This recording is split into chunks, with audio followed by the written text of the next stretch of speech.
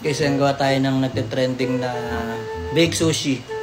No bake sushi. Ayan. Ang mga ingredients natin. A century, cheese whiz, nori, saka rice. May mayonnaise pa pala. Tara, gawin na natin. Ayan, drain muna natin yung pinaka-sauce. Dito itatapon, pwede pang iulam yan. Yung sabaw.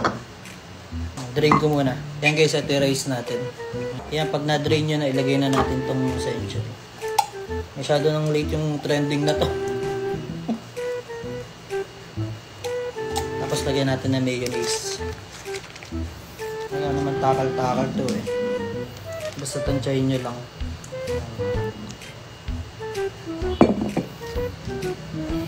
Tapos cheese whiz.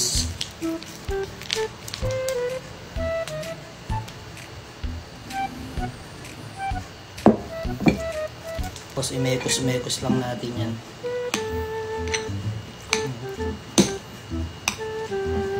Haluin ko muna.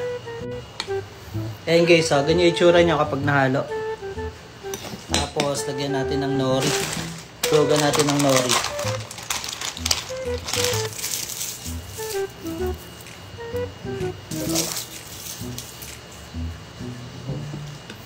Tapos haluin nila.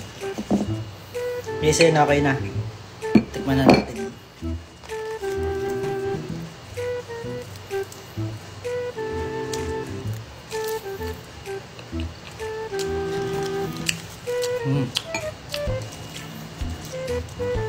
Sarap. Medyo manghang lang.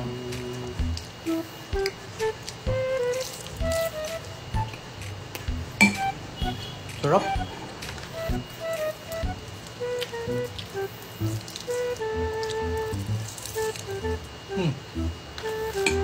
Panalo to ah. Kaya pala trending.